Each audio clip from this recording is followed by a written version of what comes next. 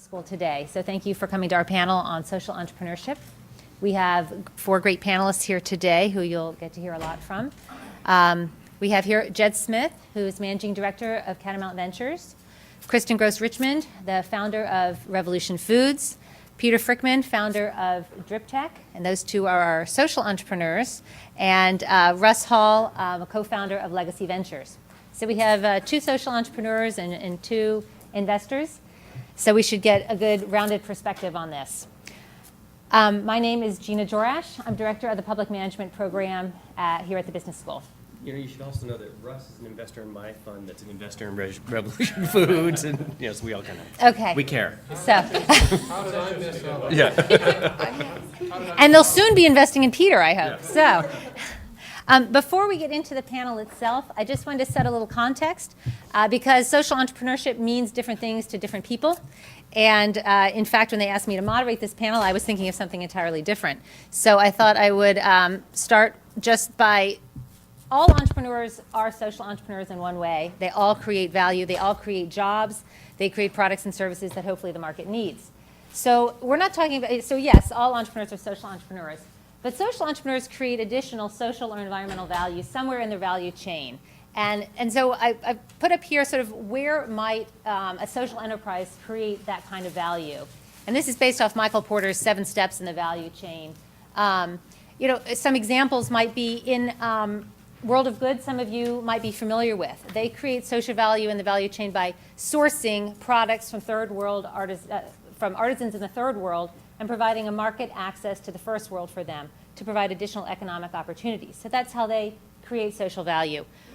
Social value can be created in the employment stage, not just employing people, but employing people who might otherwise not be able to get jobs, such as the disabled, incarcerated, or something like that. An example here might be the YMCA, who employs many disabled people. The social value can be created in the design part of the company, such as D-Light, a company that has created an extremely affordable light for people in very remote rural areas that don't have electricity. So they've created social value by providing a product specifically for their needs. The value can be created in the production or the delivery, such as a company providing locally grown food, which reduces the carbon footprint, or creating or producing the product in a more environmentally friendly way, such as what IKEA does in the way they produce their products to minimize waste and minimize transportation costs. The social value might be created by taking normal products and providing them to a previously underserved market, like banking for the poor, which is essentially what microfinance does. And finally, social value might just be created by donating a % of profits to nonprofit organizations. So a social enterprise might engage in any one or all or certain amounts of value creation in this value chain. And so hopefully we'll hear a little bit about what these folks are doing. And so social enterprise and social entrepreneurship covers a broad spectrum. Starting with, on the left, there's nonprofits which do mission maximization. And on the other side, there's for-profits that focus on profit maximization. And then there's sort of a gray area in the middle that might be nonprofits that have revenue streams or that otherwise operate like businesses, and for-profits that have a mission, maybe a double or triple bottom line.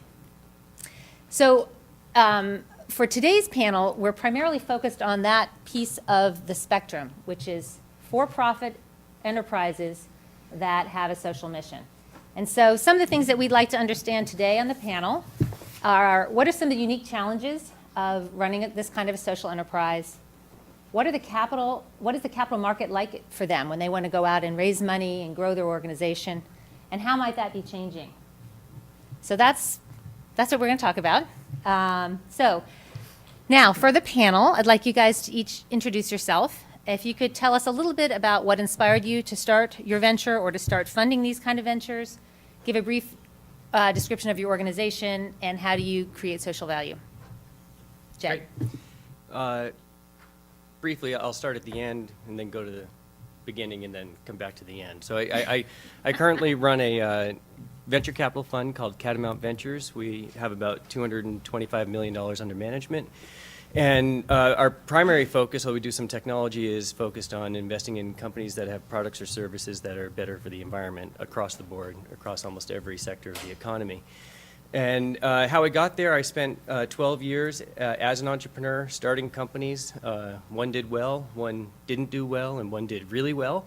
I learned as much from the failures as the successes. And then started doing venture capital about 10 years ago, and really feel like the only way I was able to do my job, or have been able to do my job, is because of the operating experience that I had, and having gone through the creative process of what it takes to start a company and make it work.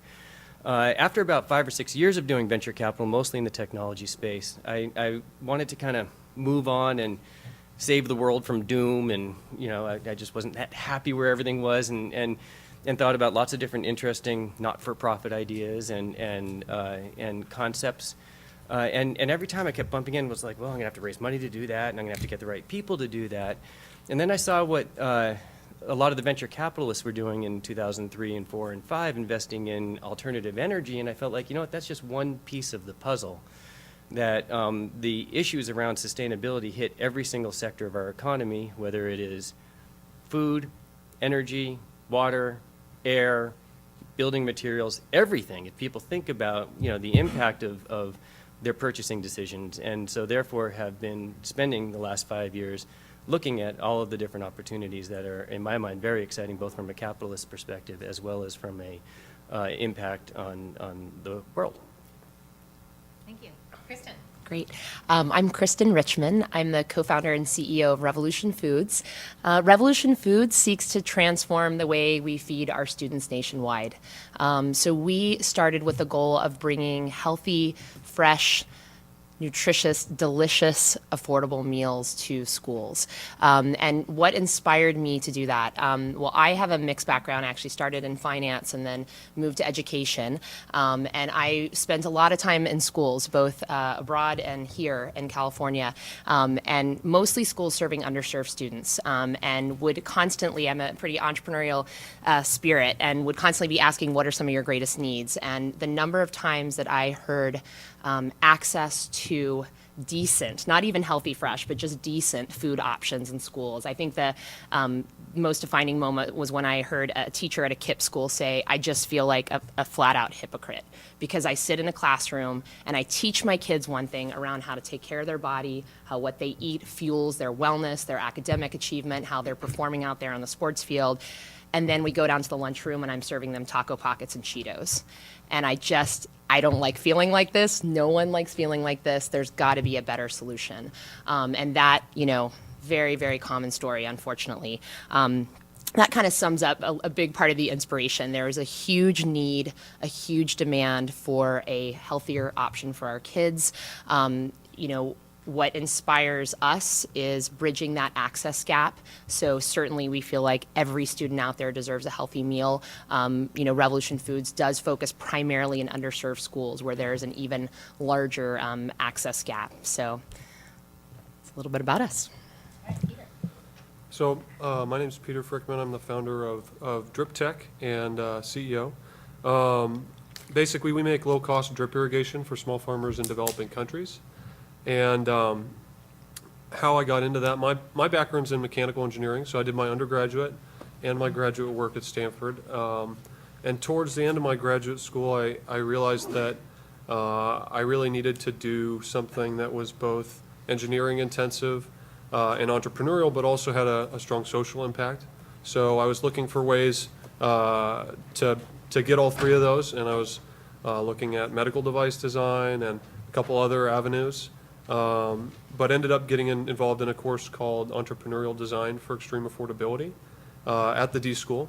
And this course is starting to get a good reputation for developing, enabling technologies, and notable companies have been founded out of it, such as D-Light and Embrace, and now us as well. I basically, as part of the course, was able to go to Ethiopia and interview farmers, understand a little bit about what their needs were during the dry season, and we saw that they really suffered from water scarcity and needed modern drip irrigation. but the current solutions on the market weren't appropriate. They didn't scale down to fit the needs of these rural farmers. So we looked at what was being done in this space with help from a lot of advisors and partners, and ended up developing a new manufacturing technology, which allows us to make low-cost drip irrigation locally and provide it to them. So I founded the company, actually did a lot of development of our business plan through GSB course, that's 356. And then I just got back from China and India. We've just installed our first 200 systems, 200 farms in a rural village in China, and closed a small round of angel investment. Great. Russ has a lot to tell. So I'll try to be brief. And it could be confusing, too, because I could span both the social entrepreneur and the investor side. I was first here in these seats 31 years ago as a business school student. Those of you that are here at the business school may know Dan Rudolph, my classmate, and may have bumped into Steve Ballmer and Rich Fairbanks and some others that were in a fun class that was here. After a number of careers in the Valley, some startups and venture capital, about 11 years ago, I started with a venture capital friend of mine, Legacy Venture. And the thought there was a number of us were donating, and when we donated, a great currency to donate with our tax code is highly appreciated stock. Well, how do you get it other than being lucky? And we decided that if you could get into the best venture funds, they would have a better track record of being able to deliver highly appreciated stock. And all of our investors promised everything they would invest, and whatever became of it, they would give away.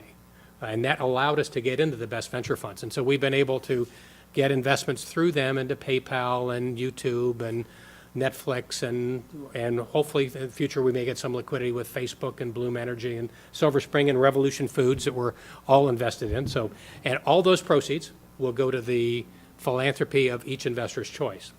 The second part, though, is we don't believe philanthropy is particularly well understood or practiced. And in fact, what we're talking about today, investing in social entrepreneurs, is one field of that can be vastly improved. And the good news is there's a lot happening. Well, if it can be improved, how do you do it? And our approach, and it's one among many, is to build a safe peer-to-peer community where we can talk among each other about what we're doing. And we hope at the end of the day, not only do we have more to do philanthropy with, but we do a better job. And so some of our investors, so for instance, I'll brag on a few of them, is the Tech Museum. The Tech Museum has anointed Peter here, who humbly didn't put it as a tech laureate, one of the brightest social entrepreneurs around the world. So it actually does come full circle a little bit that there's already an event. So I thought I'd, and another of our investors, Bob Patillo, who runs something called Gray Ghost of Atlanta, is a big investor in D-Light and has been taking that to, so some of our investors are already with it and already doing some things. Others are in process, so we're hoping that would go along. I guess that's enough for a start, other than I'll say that in the value chain there, when you get down to the end of it, we do something unique with our fees. One, we don't have a carry, so that all goes to our philanthropists to give away. And of our fees, we take some of that and we steer it into a 501c3, a public foundation. And we invest that, and this is where the confusing part is. We also have a foundation called Legacy Works, and that's invested in, among other things, Good Capital. And Good Capital is invested in Adina Beverages, started by Greg Stoltenpole, who did Adwala, and is also working on obesity, but more on the campus side, and Better World Books, which some of you may use for recycling textbooks here on campus. So Russ touches this in many different directions. Okay, so I have a couple of questions for the social entrepreneurs first. Peter, can you give us one example of when the desire for a double bottom line might have conflicted with your profit maximization, and how did you resolve that conflict? That's a great question. I get this question a lot. I think that we're very fortunate because our product inherently contains the social impact. Our drip irrigation is really an enabling technology for these farmers that lets them grow a second or third crop during the dry season, and increases their income, possibly their nutrition. And so the social impact is really built into our product. And to the extent that we can really maximize our profitability and expand to offer that value proposition to as many people as possible, that's how we see also maximizing our social impact. So we don't really see a trade-off per se between profitability and social impact maximization. So if I look at this slide here, you're saying because you are in the sort of design and production, it's inherent in your product. You don't have to compromise. That's the good thing about So it might be what we're doing. interesting for some of you considering social enterprises to think about where you're getting your value from, and is that a tougher way, or is there a higher expense involved in that where these trade-offs might come into play? Because I think Kristen has a similar story to Peter, perhaps. Well, I think we certainly have it's funny you use that term inherent. I mean, that's Revolution Foods. Our social mission is an inherent in what we do. I mean, we're providing healthier meals and nutrition education to students.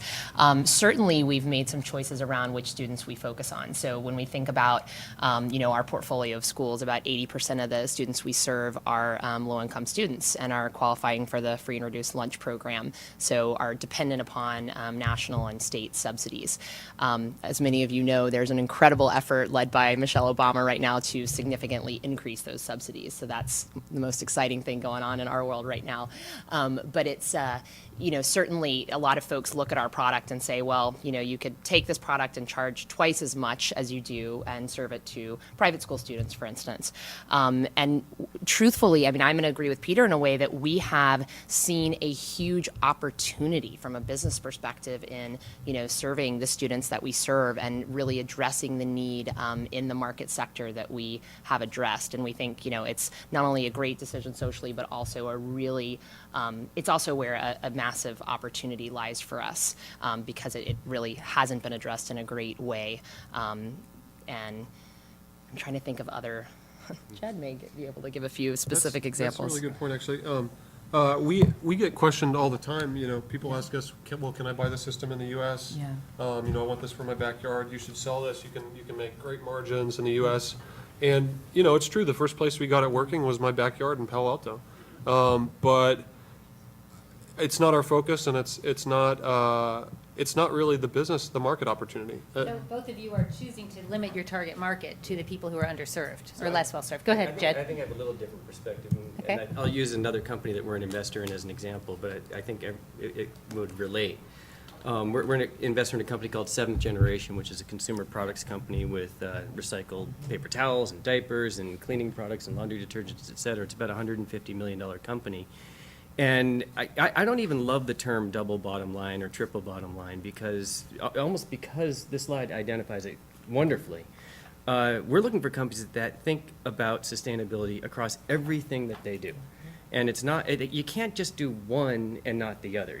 You have to think about it from the broad perspective in order to be authentic in what you're doing. But if you're truly authentic, then you wouldn't buy any of these products, right? If you're truly authentic, you wouldn't have a car. You grow your veggies in your backyard. And so I think that these companies, if they're run appropriately in the way that we like to invest in companies that think about it this way, is that they think about the tension between sustainability and profit and across everything that they do. Because you can't have the most perfect compostable packaging because it may not be the most profitable way to do it, and so maybe you push up a little bit. And on procurement and supply chain, we go out and look at all of the best possible suppliers at Seventh Generation around the world, and there's always kind of a fine line between we want to get the best possible margins we can, but we also, all of it, design, our name, Seventh Generation is, all about thinking through the impact of your decisions on seven generations from now, on production, on delivery, and we're trying to reduce our carbon footprint on target market, and who cares about this kind of stuff? And then we donate 10% of our profits to nonprofit and community causes. So I think that at least in the venture capital world and private company world, you can find pure companies that are authentic in everything that they do. And it's much more difficult to do that with Procter & Gamble or Clorox or General Electric or Walmart that may have interesting initiatives, but they can't change everything they do. They still have to sell their Clorox bleach. And I have a little follow-up too from my perspective with Revolution Foods. I mean, we're building two things. We're building a financially successful company, and that's really important to us. We're also building a brand that's really important to us. And that brand, ultimately has, as much or more value. And I think it's so important that we make decisions consistent with our brand every single step of the way. And sometimes that may cost more, and sometimes that may be slightly, may affect your margin by a point or whatever it is. But you've got to focus on that brand first and foremost. And for us, that brand, inherent in our brand, is that social mission. And So- all of it is on every one of these steps, at least in my experience, is where do you draw the line? And that gets unbelievably difficult because you can go all the way or you can go halfway or, and we're at Revolution Foods, it's like, we're not all organic, because we can't, because their Yep. business model would not hold up. couldn't But, do it. we don't have any hormones in the meat, and you can talk about the We've food got quality. pretty- So that tension is always there on every step of this chain. Okay. For the social entrepreneurs again, can you tell us a little bit about how you got funded and how you or continue to get funded? And what were some of the challenges there? Okay, I'll start. So, we founded after the course ended, so we founded in June 2008. And that summer, we pursued some funding, some financing. We got our first funding in terms of a couple $1,000s of donations, and then a little bit bigger chunk in terms of angel investment. And then since then, we've consistently added angel investors. Once we got our first sales in China last summer, our investors were pretty pleased with us, and they sort of spearheaded a round of angel investment where they reached out to their network of high net worth individuals and wealthy technologists in the Bay Area. And basically through some networking, we ended up raising an angel round. It was pretty interesting because we were only looking for a couple $100,000, and we talked to a lot of people in the sort of social VC space who basically said that we were crazy to try to raise that amount of money because it was sort of too large for angel investors and too small for institutions. But what we saw was that there was really a latent demand for the type of investment that we were providing. And we ended up not having any trouble raising angel capital, and we're in fact heavily oversubscribed in our recent round. So. Great. So it's funny, I have a very similar story to Peter in terms of where my partner Kirsten and I started. We went to Haas right down the road, and we spent our entire business school focused on building the business plan for Revolution Foods, and that meant not just writing a business plan, but literally being out in the field every single day, meeting with schools and community stakeholders around what we were putting together. We also managed to form a strategic partnership with Whole Foods, which has been phenomenal, and get our first school customers on board. So that was, and really importantly, we launched a pilot program. So I think when I think back to kind of how we got funded in that first step, being able to connect investors with the actual, food and school scene and students really brought it to life. Our first funders were Bay Area Equity Fund, and it's really interesting as you think about business plans that you could start. They were very interested in us, not only for health and wellness, but they have a mandate in their charter that says that they have to invest in companies that promote job creation in low to moderate income areas. Well, a very important part of Revolution Foods, outside of the health and wellness aspect, is our job creation and our commitment to fair jobs, and the fact that we locate ourselves in underserved communities and we have about 250 employees now, 80% of which fit this profile of folks coming from low wage jobs. We pay above livable wage. We offer full health benefits and a chance to own part of our company. So that part of our mission really appealed to them, and they saw an opportunity for job creation, and that was sort of what sealed our seed round. Since then, we've been able to connect with investors like Jed, the Wesley Group, people who are very focused on sustainability, and that's been a fantastic avenue to tell our story and raise money.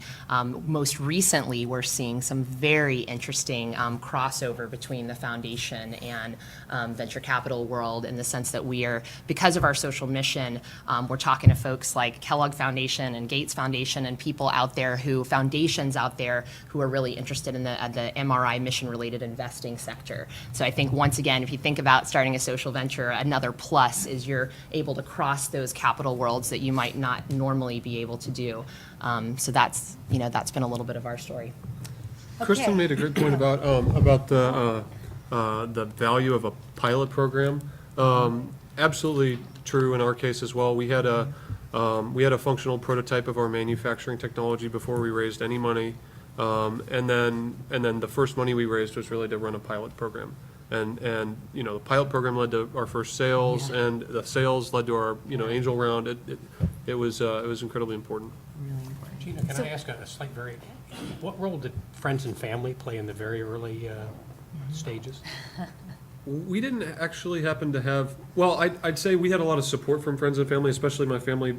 I guess they invested in a way, sort of supporting some of our expenses and not as a direct investor in the company, but just in sort of a supportive investor in me. Perhaps the question is, how much have your respective business schools helped you get started? Faculty, classmates, other relationships directly coming out of your business school. We've definitely had friends and family invest in every round, and that's really important to us. It's certainly helped us along our way and been critical because we're a pretty asset intensive business. We required a little bit more startup capital than our friends and family could put out there. So we did need to secure a more sizable round in the beginning than we could raise from our friends and family. Did want to mention one other thing. Kirsten and I did spend some time in the very beginning thinking about a strategic investment from a large food company. Got pretty far along the way with an investment like that from a big food company, and realized right before they were about to sign the deal, they said, oh, by the way, you have to include 10,000 units of this product that's filled with sugary syrup, whatever. And we're like, okay, we won't be doing that. So I think there are, and thank God we didn't. I mean, it not consistent at all with what we were doing, but another thing to take advantage of, but really be careful of who those first investors are. So I wanted to ask the investors a question. So the social entrepreneurs come to you full of commitment and passion for their mission. Does that scare you off? How much do you want to hear them talk about the business and the profitability versus the mission? How do you think about how they present it, and also how do you look at the returns? Do you anticipate that there'll be lower returns or slower returns that'll be taking longer to get your money back? Yes and yes. Okay. And it goes back to what Kristen was saying with one of these. We've started to evolve our thinking, and I'll put on the hats of some of our investors that do this. Although it's still very nascent, it's still very early days. And there are some steps that evolve, especially if you're investing out of a foundation, that have had to be sanctified as a fiduciary wise investor to be able to do that. And for that, you have the emergence of one of the two, what they call TLAs, three-letter acronyms that have been used in the field, MRIs and PRIs. PRIs sort of codify what Gina was heading at with the less than market rate, slower to, so that's something that's aligned with our program. Or if Kellogg were here, I'll get to Kellogg in a second. If they admit offhand that it's not going to be a market rate of return, but because it falls into that basket, they're able to do it. If it is market rate of return, then they can do MRIs, the market rate of returns. And so some of these are part of a continuum. Kellogg thinks market rate of return are market-related investments too weak a word, so they use MDIs, mission-driven investment, as opposed to mission-related investment. And by the way, on all of this, on these asset classes, I'll just make reference to this, and you come down later and look at it or go online. There are two wonderful guides, both freely downloadable at the Rockefeller Philanthropy Advisors website.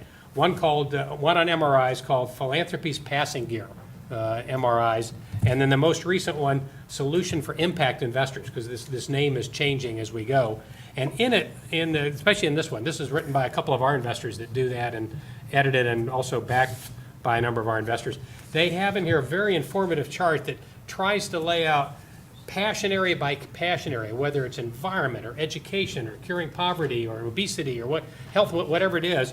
What are we seeing evolve as some of the investments you can make across a whole spectrum of asset classes. So whether it's fixed income all the way, and in this case, we're talking about the more risky private equity deals. So that's, I have about 20 copies here if you want to come by later, and I'll even give some to my panelists in case.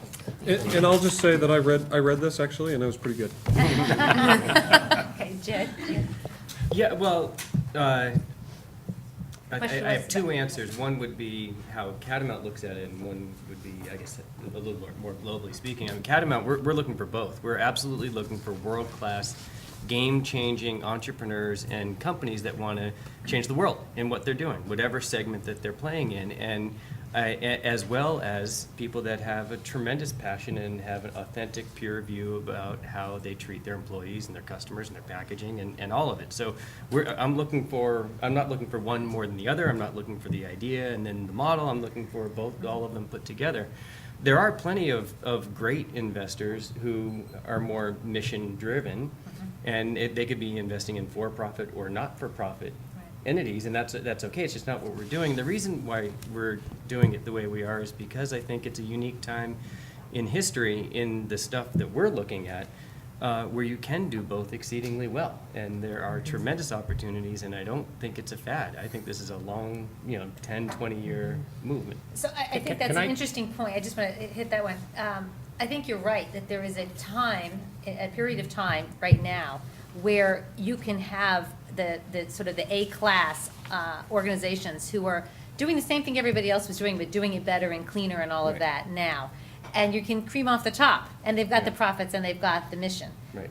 I wonder how long that'll last before the best ones have been picked off and From an investment perspective, well, I think it's going to be a while. I don't know. I really do think every sector of our economy is going to change, and I think the new Procter and Gamble's and the new Aramark and Sodexo's, they're going to come from Revolution Foods, and they're going to come from Seventh Generation. They're going to come from emerging companies that will be the powerhouses in 10 or 20 years.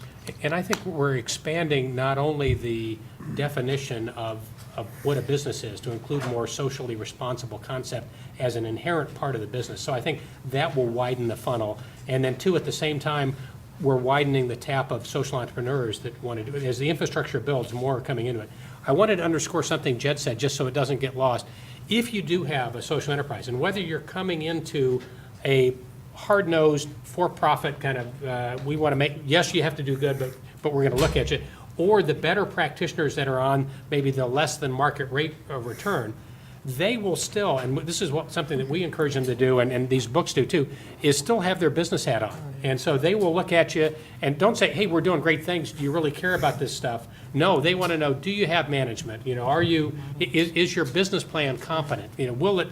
Can you reach a scale at which things can be sustainable and you can operate? So they should be asking the same hard questions, whether it's on the totally social side or the for-profit side. So don't expect to kind of get a pass just because you're doing something good. And So I want to point something out to everybody. So if you look at this chart here, it's hard to find social entrepreneurs to come on a panel like this because very few call themselves for-profit social entrepreneurs. Either because for investors, they're just calling themselves entrepreneurs, or if or often social entrepreneurs consider themselves, put themselves in the nonprofit bucket. So kind of addressing what both of you, what you're all saying is, social entrepreneurs who are for-profit are addressing both the profit side and the mission side. And so, they cover the full spectrum, so it's a... It's really interesting from my perspective because just finishing this angel round, we've probably got almost 24 different angel investors at this point. And they come from a very broad range of sort of philosophies with regards to their investment in Drip Tech. But all of them are interested in the financial opportunity as well as the social impact. So, where they fall on the spectrum is different as well. As where social ventures fall on the spectrum. Do you believe that all problems can be solved with profit maximization? Or are there some that necessarily fall on the other end, on the nonprofit side? I'm going to ask Jed. Yeah, all problems in the world can be solved by profit. Well, no, I'm saying, we have found some selection of solutions that are able to accomplish both. So who fits on the other side that can't meet those requirements? those hard double requirements? Yeah, I think often other great social sectors, many education opportunities become difficult. There's a lot of community service or lower income areas and a lot of finance areas. There's a lot of many segments that would have tremendous benefit, but I think the notion of solving it for profit, even nonprofits need profit. They need cash flow. They need business models. So I think all of them need to be thinking through, as Russ was saying, what they're, how to run an organization. And if I can add a perspective on that, about a month ago, Lucy Bernholtz, who's a fellow at Classmate of mine. A classmate, and there's an interdisciplinary program here at Stanford called Philanthropy and Civil Society, and so she's a fellow associated with that. She would maintain that as you're looking at this spectrum, that it used to be that there was almost a monopoly on the delivery of social value. You had to be a 501c3, you had to be pure nonprofit. And she would maintain that one of the big revolutions that's really not particularly understood or well recognized, but is going on in a major way right now, is that monopoly is now broken. And there are emerging different forms of organization. One of them you may hear called L3C, which is a low-profit LLC. And as regular for-profit companies say, no, we can do social value, and because we do that, we can actually do a better job of recruiting employees because they'll like our mission, or we'll get more inspiration out of them, or we can attack certain things that you're going to see that social value being delivered across a much broader spectrum. So that monopoly has been broken. I do think, by the way, that even though it's broken, there will still be some efforts that have to be tackled by pure humanitarian efforts. But it will be much more of a spectrum than it's been. I was just taking an extreme position. Okay. Okay, let's say I'm an individual investor, okay, and I have a bucket of money that I think of as my philanthropic dollars, and I have a bucket of money that I invest for gain. And now I see this really cool company that is doing mission as well as profit, and maybe there's a little trade-off that I have to make. Am I going to take, if I want to invest in them, am I going to take those dollars out of my philanthropic bucket, or am I going to take it out of my investment bucket? How should people think at an individual and also at an organizational level? How do you think, where are those dollars coming from for those companies that maybe aren't able to do both as well, but are having to fall in the gray area a little bit? Is there a new spot in the middle? There is, I think, but it's going to be slower to evolve on the individual side, except for the fact that, I mean, if you look at venture capital and the way that's evolved, and that really is sort of the institutionalization of investing in small dynamic entrepreneurs. On the social side, we're not yet there where we have organized funds, or in my case, a fund of funds that can invest in that. And part of that, I think, is structural. There may not be enough, if you may be doing a great job on obesity, but you don't touch environment, or you don't touch poverty, or you may touch all, but which bucket do you belong in? And so you can't really aggregate enough of these together to aggregate the investors to be able to do it. So I think the bulk of the capital, and this is still a little bit of a game to watch, is coming from foundations, as you may have heard that they're mandated to give away the 5%.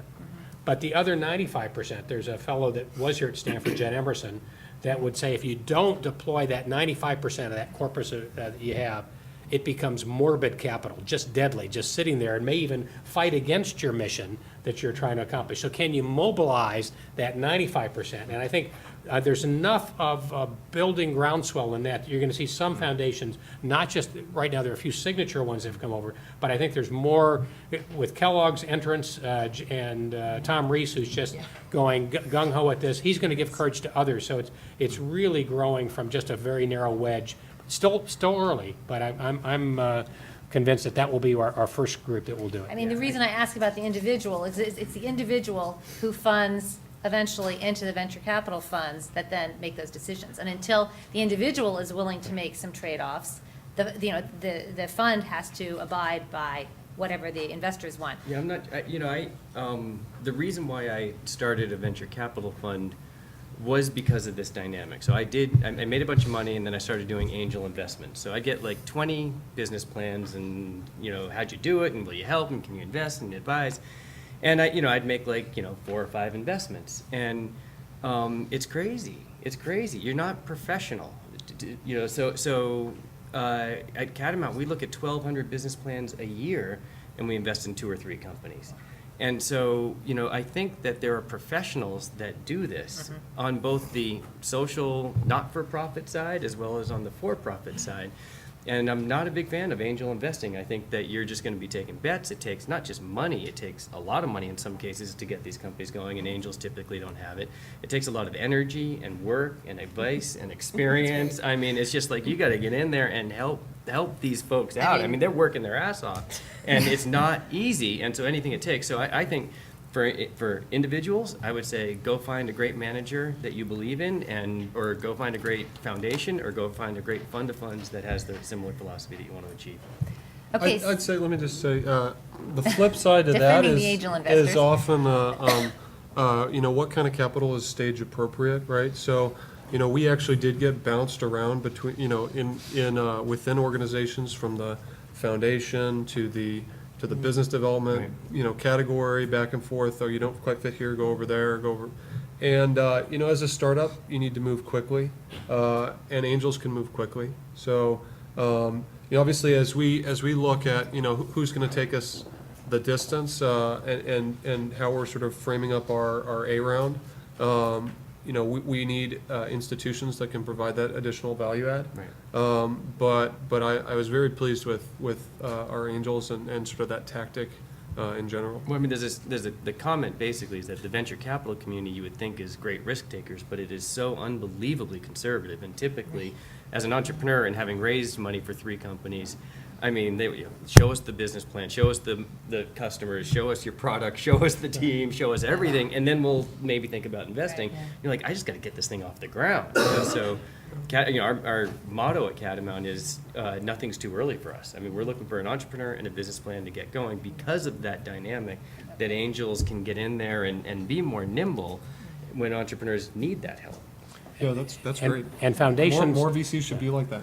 And if VCs are conservative, foundations would consider VCs mavericks. Yeah. Because even though there's a philosophical view that says we as a society allow foundations to exist, and they ought to be society's risk capital, that they ought to do some of these pioneering things. But yet foundations themselves are very conservative, and especially if you're sitting in a program office, if we force our program officers at foundations to make these decisions, they almost believe that there's this barrier that they should never cross, which is to be so close to a venture capitalist believes they need to be close to an investment.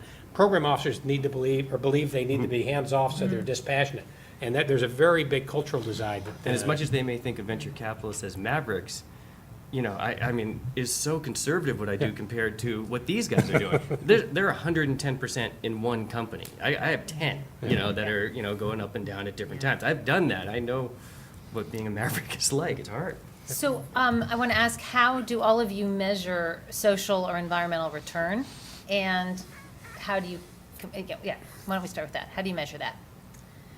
I think for us, we take our standards that we're feeding to our students every day and try to really benchmark those against, standards that we believe in. I mean, for instance, it was great for us because Robert Wood Johnson, which is obviously one of the kind of leading foundations in terms of health and wellness, their obesity commission, which looked at schools, came out with their kind of top 10 recommendations of what they would do to change American schools if they could, the food programs in American schools, and we kind of cross-checked those. I mean, to a T, that's, had been Rev Food's standard operating approach with our schools in terms of the food standards and the nutrition education that we've been providing since inception. But we think about those standards really, really carefully, implement them every day. And then really for us, it's a matter of scale, right? So if we can we grew from 500 meals to 50,000 meals in the last 4 years across 4 markets. And, we look at those meals going out the door every day and the fact that these are students where these are their reliable meals of the day. If you think about serving breakfast, lunch, and snack, it's a lot of calories for the students we're serving. So we measure it in terms of scale and impact. Are you measuring the impact on obesity? Well, so we don't have a technical sort of research partner. We're not equipped internally to be taking BMIs and weighing students, et cetera, but we may go that direction. What we have right now is an amazing amazing depth of testimonials from our schools around students losing. An executive director the other day just told me, literally sees his students slimming down before his eyes, students with increased attention to class in the afternoons, less disciplinary action on the playground because they've had a balanced, well-nourished lunch instead of kind of spiking up and down.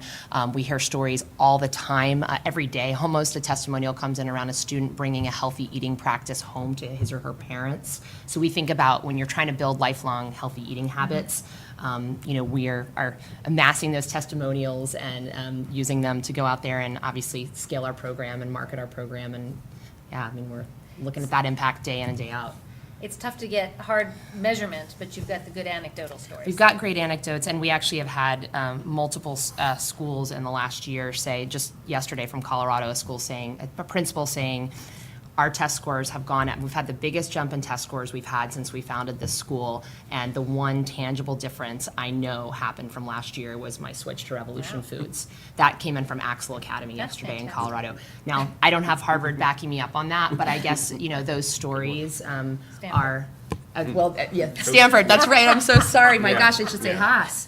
I don't know why I'm not saying that. But anyways, I think that's, I say that because Planet Health at Harvard's been reaching out to us about doing a study. But I think that's really, really important that we look at it. Peter? For us, obviously Kristen touched on this a lot, is that, metrics and measurement is hard, and there's always a million things to do. So it's really a balance of what is sort of appropriate, both from, the needs of the company to measure their effectivity and make sort of course corrections, the needs in terms of marketing and delivering information to our investors and stakeholders. For us, because as I said, the social impact is really in the product. Our key metric is really the number of customers that we can attract. Because since we're selling this profitably, it's really about the value proposition that we're providing to these customers, that they're willing to pay their own money to purchase it, and that's a big credential. So that's really kind of like our metric, and we think about how are we going to get the maximum number of farmers. If they can pay for it, then they're getting a greater return. Right, they're making their own economic decisions. They're saying this value proposition makes sense for me. It's an investment, and then that's the sort of the ultimate metric for us. Well, that one's easier than some of the others. How about you, Jen? Yeah, well, we encourage it in every one of our companies, and are doing it ourselves. In fact, we're just redoing our website to highlight the impact of what we're doing. And so I think it's a very important question, and the ways of measuring success are increasingly more scientific and more difficult and extremely important. So, I was just listing a couple of our companies, but at Verdium, they have a power management software company that shuts down big networks of PCs to save energy costs, and part of their value proposition is the carbon emission reduction, and they save 40,000 tons of reductions just from Citigroup alone by using their product. And Seventh Generation has a whole area on their website where they're very public about the impact of using their products, that people that used to use the paper towels that have bleach and chemicals that are polluting all these rivers, there's that many tons that are no longer doing that. At Revolution Foods, and the number of kids, how many meals have you served now? 1.5 million? Or? 7 million. 7 million. Okay, so they're fast. They're growing fast. There's a company called Pure Sense we're looking at that puts monitors in the ground to help farmers figure out whether they're using enough water in different parts of their farms. And it's interesting that in the end they don't save water, but they increase the yield by having more water go here and less go there. And so I think these kinds of measurements are critical. And if you think it was tough to do the measurement at the individual level, put yourself in the seat of someone that's trying to do multiple ones of these. I think on the radio today, I was listening to some foundation that was an underwriter, and they had what sounded like a nice, simple tagline. It was something like, to bring about a cleaner, healthier, and more peaceful planet, or something like that. Well, any one of those things, you could have a metric for each one of them, and it'd be tough to do. Some of the ones that focus in, and Energy Foundation has done them, they'll try to measure how many tons of sulfur dioxide did they take out? And so they'll try to get a monolithic measure of what they do. But it's very tough. And it's still an early discipline that investors are putting into this area. One of the better efforts is actually promoted by a Stanford graduate, Jacqueline Novogratz, who runs Acumen Fund, who's grabbed a bunch of the free time of Google engineers and put together a portfolio management tool that allows them to not just keep track of the investments and the returns, but what are they doing on the social measure. And so she's got something like that, and about 5 of my investors are working on that tool and using it in a beta site. But even if you have a tool, and even you're starting to measure something, just to give you a sense of how painful this is or how tough it is, the early efforts start to measure activity.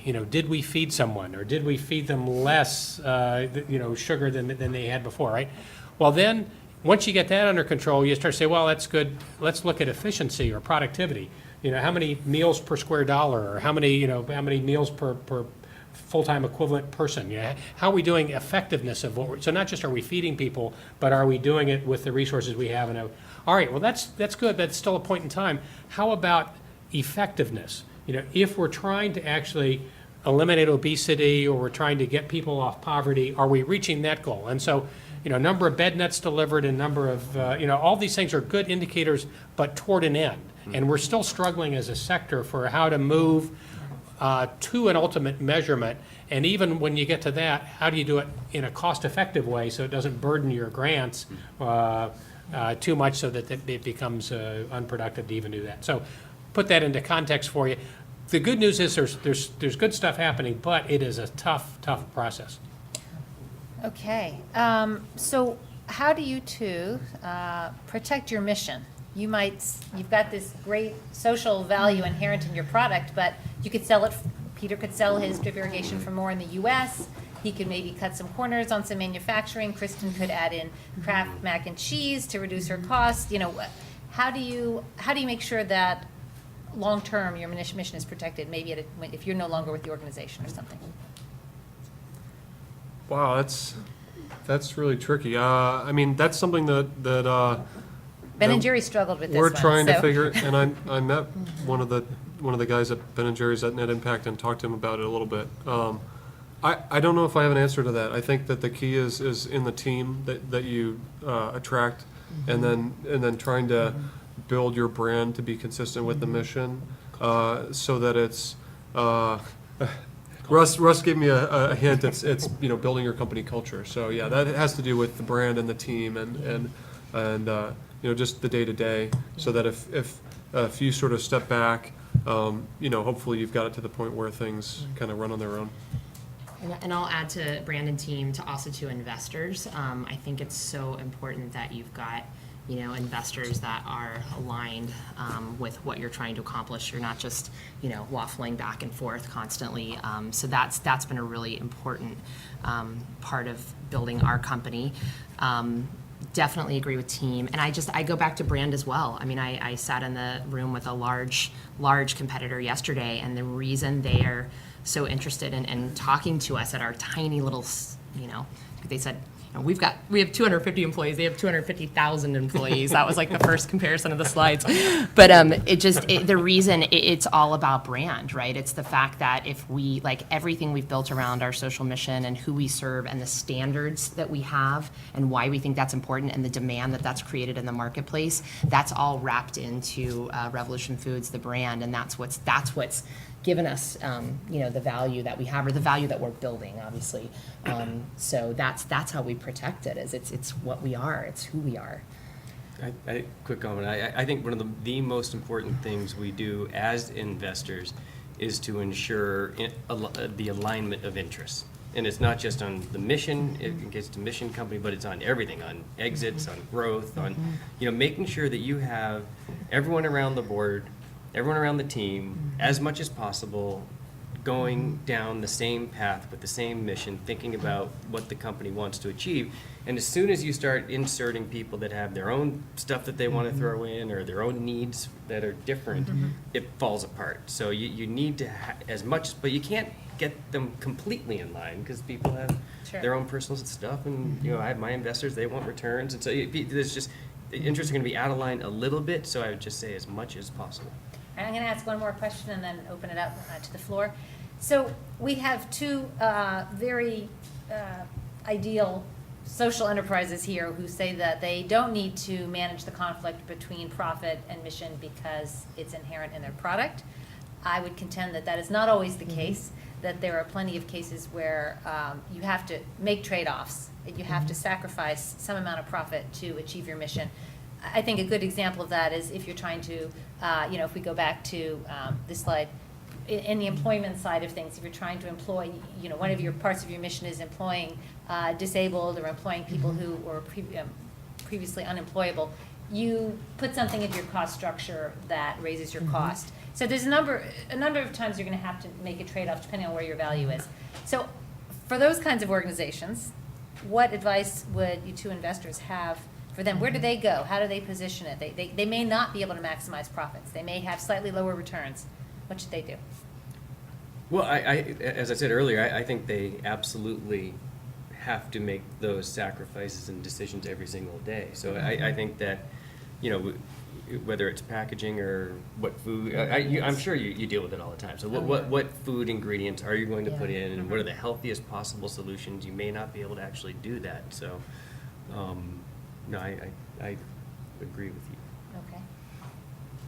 And the only thing I'd add is as Jed would say, things change. They change in fundamental ways. You can't even predict necessarily how the market or the competition is. And so your ultimate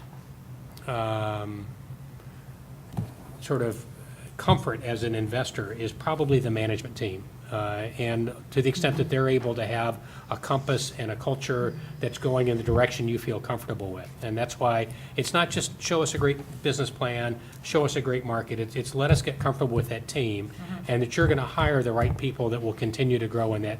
And so that's why I think good investors do spend time trying to understand the character of the management team that they're with. So Maybe are even there actually- investors who, you believe there are investors who will take less return in exchange for more social impact? Yeah. Yes. And where are they? Who are they? Well, I mean, there are some that have very clear mission-oriented funds. There's a seafood fund, and there are people that are very, very focused on very specific sectors that may not have the best possible returns, but they care about that sector. And their investors know that. The investors in the fund know in advance that they're making that trade-off. Well, I don't know. You probably see.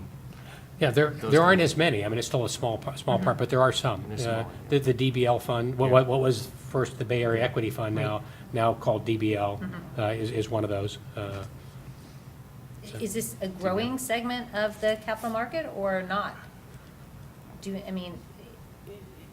I guess if you say, it used to be that all mission stuff came out of nonprofits. And we're seeing a trend, perhaps, well, maybe I can actually run it as a for-profit. I'm still primarily mission, but I've got a good revenue stream. My profits aren't going to be as high. Yeah. I think I should make a go of it.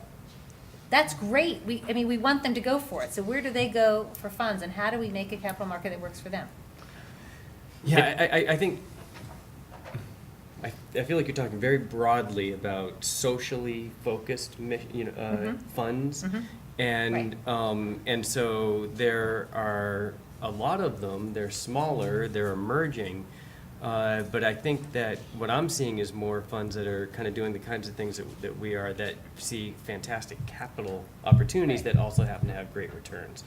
My fear is that some of the socially oriented ones may overpromise the returns, focusing on mission, and then their investors will be unhappy, and then that money will dry up. So I do think this can be a turning point, and it's all a matter of setting the right expectations. Okay, questions? Yes. So, how do you sell an idea or your vision of change to someone who is likely has everything they need, right? I mean, likely is not affected by the problem you're trying to solve, going to a different country that maybe they've never been there before, right? So how do you do that? Pictures are good. Stories. Stories. I think that you do have to find ways to connect the person you're selling, whether it's your investor or just the person you're talking to. I mean, water, food, it's pretty simple. People share these needs around the world, and they can empathize with people around the world that don't have access to those. So I guess I would say market opportunity. I mean, if you're going into someone and saying, I see a market opportunity that looks like X, and you're able to, back that up, and at the same time, talk about what an incredible social impact you would have. I think those are the two strongest factors that you can talk to an investor about. So it's just a quick addition. yeah, it depends on the audience. Yeah, it depends on the audience. Okay. Well, it goes back to an earlier conversation about how important it is to get interests in line, get investors that care about your mission, Yeah. get board members that care about your mission, Yeah. get employees that care about your mission. So if you're talking to someone that doesn't care about it, then you're talking to the wrong person. So you want to, as much as possible, qualify before you go in that meeting, so you're not wasting your time. And I think of our company as sort of a whole picture of for-profit and social impact. And there are some people that we talk to that only want to hear about part of that, and that's fine. That's their prerogative. Okay. Yes. Hey, my name is Martijn. I'm from Amsterdam, from the Netherlands, from Europe, and it's very nice to be here and to see your very inspiring companies and keep on the good work, because I can use the food as well. I have a question actually for Jet. You were talking about that you have companies which give 10% of their profit to non-profit organizations or social responsibility institutes. In what way do you choose these charities, and in what way do you promote this as a company? We promote it on, this is seventh generation that does that in particular, and there are a few others that have gotten to scale where they can do it, but seventh generation has been a leader in this area, and it's actually a pretty significant number, 10%. And they put it on every package of every product that they sell, and they have an internal foundation team that takes in requests for donations that fall across three different sectors. One is their local community where they're based in Burlington, Vermont. The other is sustainable environmental mission kinds of companies, and they also, and as important for seventh generation, is the health impact. So they look at health cures. Okay. I'm James Masih from Indonesia. And then I'm interested to join this program, social entrepreneur, because I have been doing social entrepreneur for 6 years. And then I think this is a little bit different from what you just talked about. You know that our country, Indonesia, already been applied a green revolution since 1967 in order to increase the productivity. Until 1984, we already surplus of rice, but after that, the productivity declined until now.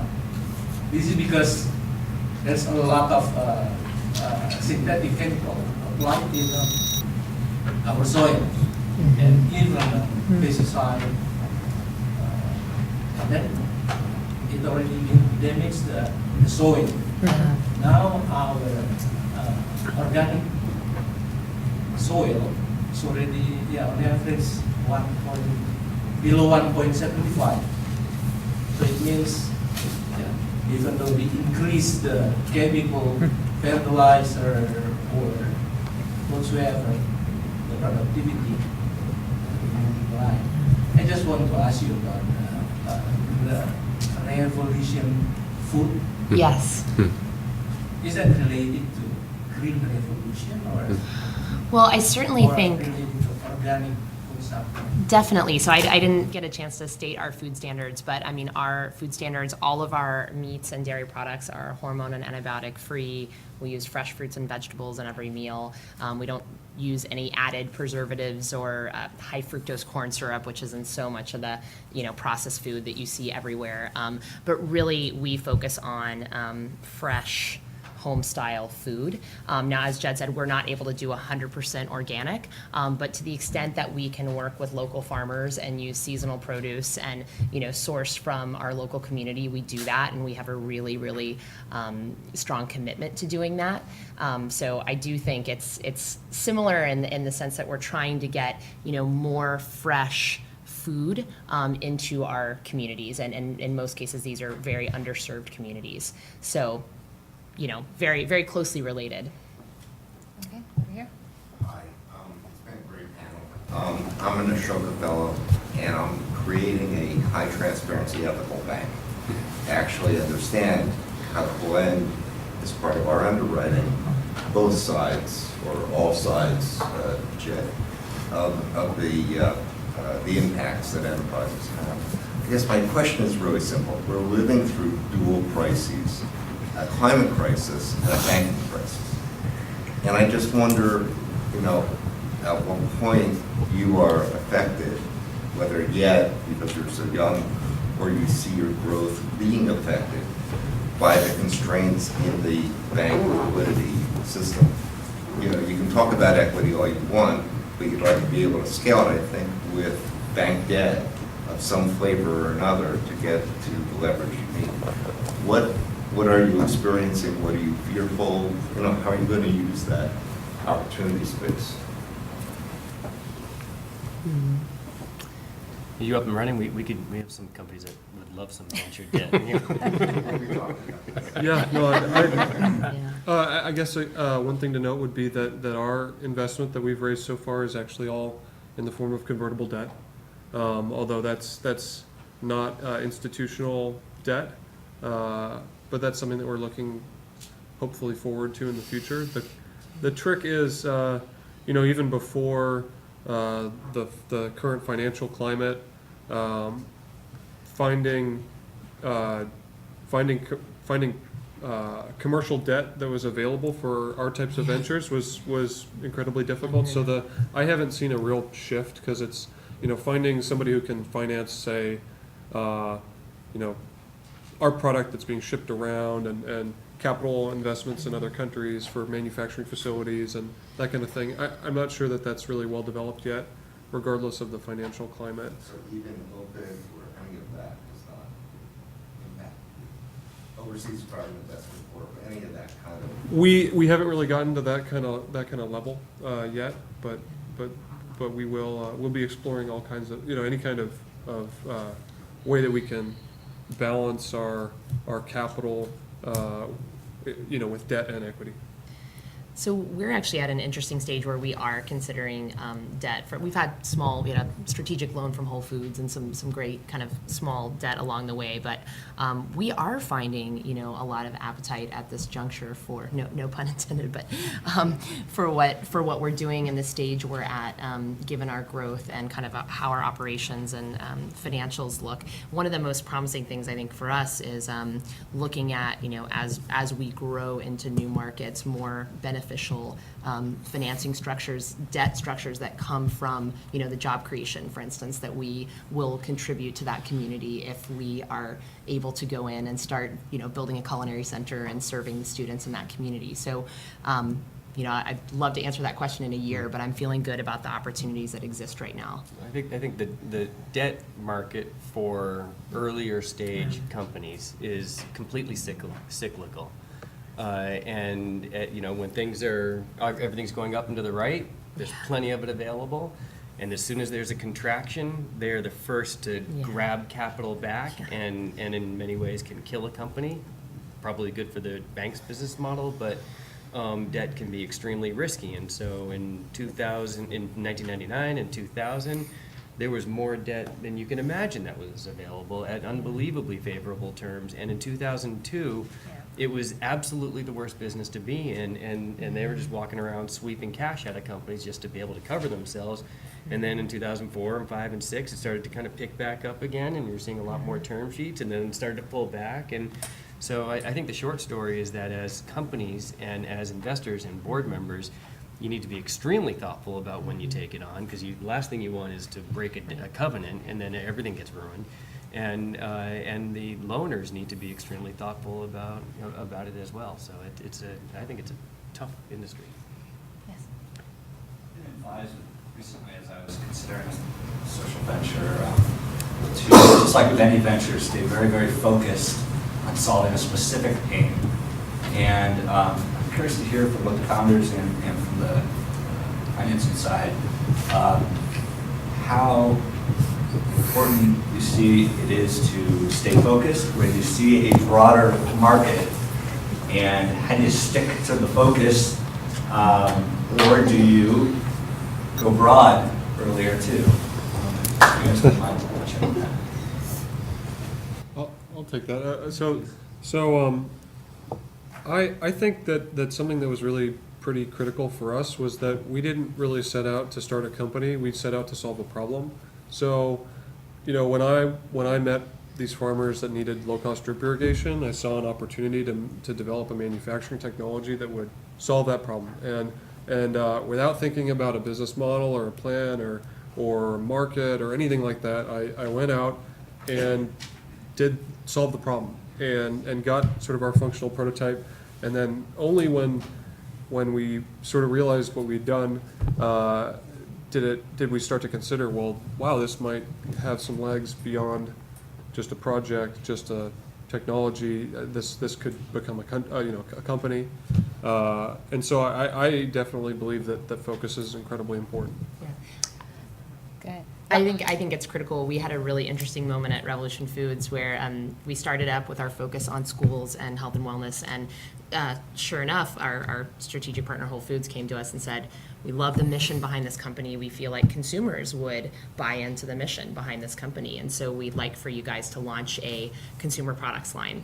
And Kira and I looked at each other and said, wow, this is something, great opportunity, something we have very little experience in, and it could be an entire operating division right now of our company. And I think we were 1 year old, maybe we were 9 months old. I mean, we were really young when they first approached us. So we, took a good hard look and powwowed with our investors and board and, decided it just makes more sense to form a strategic partnership on this and have some experts who are really, really good at this help us develop this and innovate this and really make this successful. And that's when we partnered with Nest Naturals. And so I just have a very tangible example of kind of who can go off course. I want to take a slightly contrarian view because I've been in a number of startups as well. And as Jed was talking about cycles, if you are in a good cycle and the money is available and the opportunities are available, I would say you don't know. When you start a company, you don't know exactly if you're on the right focus. Right. And if a great opportunity comes your way and you have the resources to go after it, sometimes, I was with, there's a for-profit, VeriSign, when there was, $80,000 in revenue. We didn't know what was going to work. And we had enough money and we were at a really good time. We could try 5 different business models. And we tried them all. And, 3 or 4 of them worked. And I don't think we would have been successful had we just stuck with the very one thing that we'd started with. So it's a cyclical thing and an opportunity. But I think generally you do want to be super focused. But I think there are times when you can be opportunistic and go for it. That's a healthy Yeah. way to look at it. I think Yeah. we highly encourage everyone to be really focused on who's your target customer, what are you offering them, are you satisfying them, and the reason why Kristen and Kirsten were able to say, we can't do the consumer product stuff was because what they were focused on was doing so unbelievably Right, there was well, just and there was so an much. enormous market, and they proved already it. knew that. They knew it. They're like, let's just go that way. Yeah. We're good at it, and let's make those people happy. This may be great, but we have enough of a big business there. All the while, having a company that has a culture of innovation, of experimenting, that doesn't sure. squash that, but still, it's a perfect Yeah. example. I think often, in the case that I'm thinking of, we had more of a technology, right? Which is which could be more like Peter's case. You have a technology, you think it's going to Right. apply here. There might be multiple uses, and you need to kind of try them out. Right. And similar Very on VeriSign, I don't know if you worked with Dana Evan, but the Yes. former CFO of VeriSign is on the board of a company with me called Second Life Linden Lab, which is a company that I started with another guy 10 years ago. And that company was a platform like VeriSign, and a platform you're really trying to do everything, or actually you're trying to not do anything, you're trying to just do the platform, so everybody can do everything on top of it. And so that dynamic of, are you a product, are you a platform, are you a company, how big is the market? If you're just a product, is it a big enough market to really warrant, putting your energy towards it?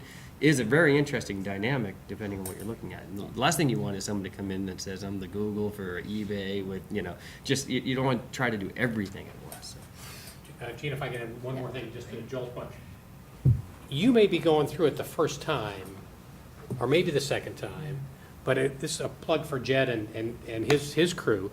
They've probably seen hundreds of these things, some of them unsuccessful, and if you look at if they look through to the 1,000 business plans per year, it may not be your business, but isomorphically, there's kind of progressions of growth, and when do you add, and when do you get more capital, and when do you do it?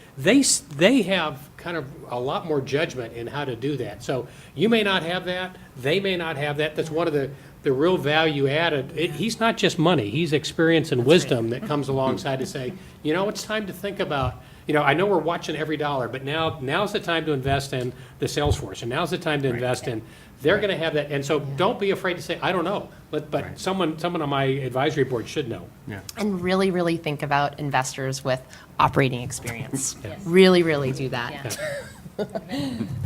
Yeah. I started something as a 501c3 because I thought it would allow me to focus on the mission, which is to improve the employability and job success of U.S. military veterans. Since that time, I've discovered that there's a huge market opportunity, getting a lot of good receptivity from companies that say, look, we'll pay you to provide services staffed by veterans working from their homes. And so this, all of a sudden I'm finding, oh man, maybe I made the wrong decision about, maybe I restricted or limited myself in unnecessary ways by making this a 501c3. So I'm finding myself in a position where the gift shop is bigger than the museum. And so what do I do now? We're not solving world hunger, so it's not as compelling. And where do we find capital to fund? We're looking to fund a pilot, to basically bring in some key people and make this thing, create a sustainable delivery model so we can show up as credible providers. And so I'm kind of stuck in this limbo. We need financing, but how do you do that when you're kind of stuck? Have you written a plan? Yeah. A for-profit plan. Yes and no. I mean, it's tilted toward the social impact, Right. but it definitely highlights where the earned income is really going to sustain. I've always found that, at least in my experience as an entrepreneur, and definitely as an investor, but as an entrepreneur, that as soon as you start writing, then you know what you know and you know what you don't know. You start asking yourself, how big is the market? What do I charge? How many people care about it? What else do they care about? What's their pain? Am I solving it? Am I solving it in a unique way that other people can't when they get into it? And then you start kind of asking that, and then out of that, you'll get more conviction about whether it's an enormous opportunity or medium or small, and who might be the best possible people to reach out to that care about the kind of thing that you're trying to solve. You might want to write two plans. One that's on the for-profit side and see how, and kind of push through the tough questions on that from that perspective, and one the other way, and you see kind of which one makes more sense. You could also shop both of them, but. Other question? Yes. Last one. This one's for Peter, actually. I'm just curious how you actually went about reaching your customers in such rural areas as far as marketing and distribution. Yeah, that's a great question. So obviously, when you're trying to distribute a product in India or China, that's a huge challenge. For our pilot studies, it was pretty easy. We basically just showed up and started kind of looking weird and walking around, and people kind of came out of their houses and said that they'd try our drip irrigation. But obviously, like as we prove the product and need to scale that up, we're looking at commercial distribution channels, nonprofit organizations. Our first sale in China was actually to a rural government, which basically we came to them and said, They provide a lot of the inputs for these local farmers. They're kind of the primary stakeholder, and so they were very interested in getting the farmers to increase their income and reduce inputs. So that was kind of like a first sale, and an interesting business model in China. In India, we probably want to work more with commercial distribution channels. And it turns out that, even the most rural farmers that we've met with, they still have access to the seeds and fertilizer and hardware that the large-scale farmers have access to. So those are the channels we're looking at. So, and to respect everybody's time, we'll end the panel. I imagine panelists are willing to stay for a few minutes if any of you want to come down and ask any other questions. Thank you.